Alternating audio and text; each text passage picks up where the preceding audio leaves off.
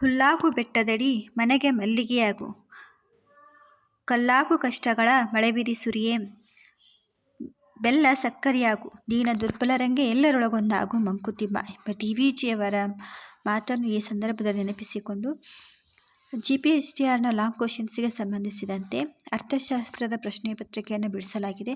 ಈ ಒಂದು ವಿಡಿಯೋವನ್ನು ನೋಡೋದಕ್ಕಿಂತ ಮುಂಚೆ ಸಬ್ಸ್ಕ್ರೈಬ್ ಆಗೋದನ್ನು ಮರಿಬೇಡಿ.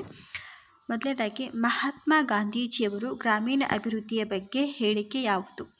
ಭಾರತದ ನೈಜ ಅಭಿವೃದ್ಧಿ ಎಂದರೆ ಗ್ರಾಮಗಳ ಅಭಿವೃದ್ಧಿ ಎಂದಿದ್ದಾರೆ. ಜನರು ನಗರಗಳೆಡೆಗೆ ವಲಸೆ ಬರಲು ಕಾರಣವೇನು? ಕೃಷಿಯ ನಿಯಮಿತ ಉದ್ಯೋಗ, ಸೂಕ್ತ ಕೂಲಿ ಒದಗಿಸಲು ಅಸಮರ್ಥ, ಸೇವಾ ವಲಯಗಳ ತೀವ್ರವಾದ ವಿಸ್ತರಣೆ. 2011ರ ಪ್ರಕಾರ ಹಳ್ಳಿಗಳಲ್ಲಿ ವಾಸಿಸುವ ಜನರ ಸಂಖ್ಯೆ 68.84ರಷ್ಟಿದೆ.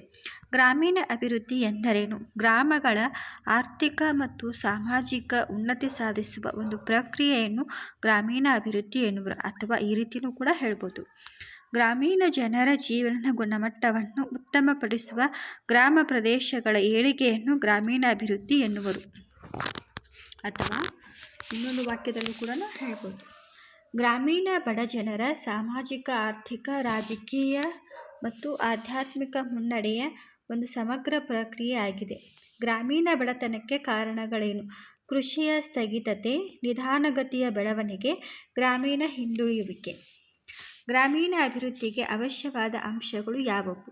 ಅಧಿಕ ಪ್ರಮಾಣದ ಕೃಷಿಯೇತರ ಚಟುವಟಿಕೆಗಳನ್ನು ಪೋಷಿಸುವುದು, ಸಾಕ್ಷರತೆ, ಕೌಶಲ್ಯಗಳು, ಆರೋಗ್ಯ, ನೈರ್ಮಲ್ಯ, ಕೃಷಿ ಅಭಿವೃದ್ಧಿ, ಸಾರಿಗೆ, ಶಕ್ತಿ, ಸಂಪರ್ಕ, ಮಾರುಕಟ್ಟೆ, ಹಣಕಾಸು, ಮೂಲಭೂತ ಸೌಲಭ್ಯಗಳ ಒದಗಿಸುವಿಕೆ, ನೀರಾವರಿ, ಭೂ ಸುಧಾರಣೆ.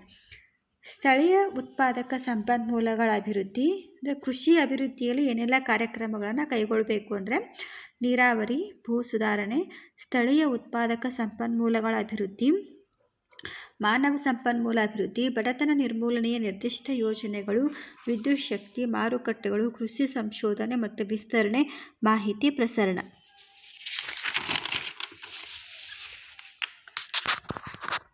ಗ್ರಾಮೀಣ ಅಭಿವೃದ್ಧಿಯ ಮಹತ್ವವನ್ನು ಬರೆಯಿರಿ.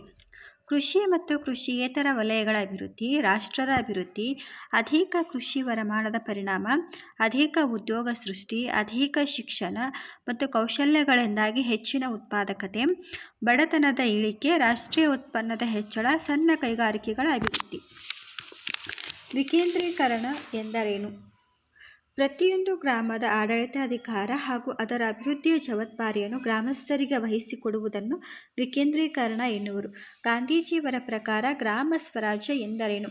ವಿಕೇಂದ್ರೀಕರಣವು ಅಧಿಕಾರ ಹಂಚಿಕೆಯ ಒಂದು ಪ್ರಕ್ರಿಯೆಯಾಗಿದ್ದು, ನಿರ್ಧಾರ ಕೈಗೊಳ್ಳುವಲ್ಲಿ ಜನರ ಪಾಲುದಾರಿಕೆ ಹೆಚ್ಚಳವಾಗುತ್ತದೆ. ತಳಮಟ್ಟದಿಂದ ಯೋಜನೆ ನಿರೂಪಿಸುವಿಕೆ ಮತ್ತು ಅಭಿವೃದ್ಧಿ ಸಾಧನೆಯ ಪ್ರಕ್ರಿಯೆ ಇದಾಗಿದೆ. ಇದನ್ನು ಗಾಂಧೀಜಿಯವರು ಗ್ರಾಮ ಸ್ವರಾಜ್ಯ ಎಂದಿದ್ದಾರೆ. ವಿಕೇಂದ್ರೀಕರಣದ ಮಹತ್ವವನ್ನು ಬರೆಯಿರಿ. ವಿಕೇಂದ್ರೀಕರಣವು ಎಲ್ಲ ರೀತಿಯ ಶೋಷಣೆಗಳನ್ನು ತಡೆಯುತ್ತದೆ, ಮಾನವನ ಘನತೆ ಮತ್ತು ಸ್ವಾತಂತ್ರ್ಯವನ್ನು ಸಂರಕ್ಷಿಸುತ್ತದೆ, ಸಹಾನುಭೂತಿ ಮತ್ತು ಸಹಕಾರದಂತಹ ಮಾನವೀಯ ಮೌಲ್ಯಗಳನ್ನು ವೃದ್ಧಿಸುತ್ತದೆ. ಭಾರತದಲ್ಲಿ ವಿಕೇಂದ್ರೀಕರಣವನ್ನು ಪ್ರೋತ್ಸಾಹಿಸಲು ಯಾವ ಕ್ರಮ ಕೈಗೊಂಡಿದೆ? ಪಂಚಾಯತ್ ರಾಜ್ ವ್ಯವಸ್ಥೆ ಎಂಬ ಕ್ರಮ ಕೈಗೊಂಡಿದೆ. ದೇಶಾದ್ಯಂತ ಏಕರೂಪದ ಪಂಚಾಯತ್ ಸಂಸ್ಥೆಗಳ ಅಸ್ತಿತ್ವ ಯಾವಾಗ ಬಂತು? 1993 ಸಂವಿಧಾನದ 73ನೇ ತಿದ್ದುಪಡಿ ಕಾಯ್ದೆ. ಪಂಚಾಯತ್ ರಾಜ್ ಸಂಸ್ಥೆಗಳಿಗೆ ಸಂವಿಧಾನಾತ್ಮಕ ಸ್ಥಾನಮಾನ ಇದೆಯೇ? ಇದೆ. ಭಾರತದಲ್ಲಿ ಪಂಚಾಯತ್ ರಾಜ್ ವ್ಯವಸ್ಥೆಯು ಎಷ್ಟು ಹಂತಗಳನ್ನು ಒಳಗೊಂಡಿದೆ? 3 ಹಂತಗಳನ್ನು ಒಳಗೊಂಡಿದೆ. ಕರ್ನಾಟಕದಲ್ಲಿ ಜಿಲ್ಲಾ ಪಂಚಾಯಿತಿಗಳ ಸಂಖ್ಯೆ 30, ತಾಲೂಕು ಪಂಚಾಯಿತಿಗಳು 176, ಗ್ರಾಮ ಪಂಚಾಯಿತಿಗಳ ಸಂಖ್ಯೆ 6022.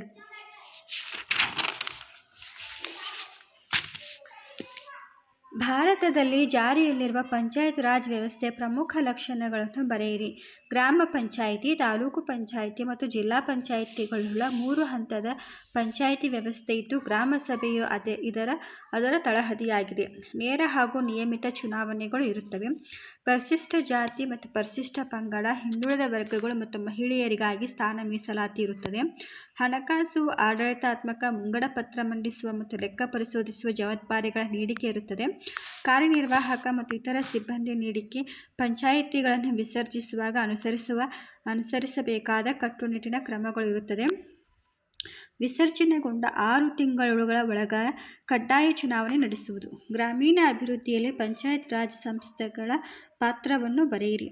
ಗ್ರಾಮಗಳ ಜನರು ಪಾಲ್ಗೊಳ್ಳುವಂತೆ ಮಾಡುವಲ್ಲಿ ಪಂಚಾಯತ್ ರಾಜ್ ಸಂಸ್ಥೆಗಳ ಪಾತ್ರ ಹಿರಿದಾಗಿದೆ. ಬಡತನ ನಿರ್ಮೂಲನೆ, ಜೀವನೋಪಾಯ ಭದ್ರತೆ, ಸಾರ್ವಜನಿಕ ಸೌಕರ್ಯಗಳನ್ನು ಒದಗಿಸುವ ಯೋಜನೆಗಳ ಅನುಷ್ಠಾನದಲ್ಲಿ ಭಾಗಿ. ಗ್ರಾಮಗಳಿಗೆ ರಸ್ತೆ, ಚರಂಡಿ, ಕುಡಿಯುವ ನೀರು, ಬೀದಿ ದೀಪ, ಶೌಚಾಲಯ, ಶಾಲೆ ಮತ್ತು ಆಸ್ಪತ್ರೆ, ಕಟ್ಟಡಗಳು, ಮಾರುಕಟ್ಟೆ ಮುಂತಾದ ಸಮುದಾಯಕ್ಕೆ ಉಪಯೋಗವಾಗುವ ಮೂಲ ಸೌಕರ್ಯಗಳನ್ನು ಅಭಿವೃದ್ಧಿಪಡಿಸುವ ಹೊಣೆ ಹೊತ್ತಿದೆ. ಪ್ರಾಥಮಿಕ ಮತ್ತು ಮಾಧ್ಯಮಿಕ ಶಿಕ್ಷಣ, ವಯಸ್ಕರ ಶಿಕ್ಷಣ, ತಾಂತ್ರಿಕ ಹಾಗೂ ವೃತ್ತಿ ತರಬೇತಿಗೆ ಪ್ರೋತ್ಸಾಹ ನೀಡುತ್ತದೆ. ಆರೋಗ್ಯ ಮತ್ತು ನೈರ್ಮಲ್ಯ, ಸೌಲಭ್ಯಗಳ ವಿಸ್ತರಣೆ, ಮಾನವ ಸಂಪನ್ಮೂಲದ ಅಭಿವೃದ್ಧಿ.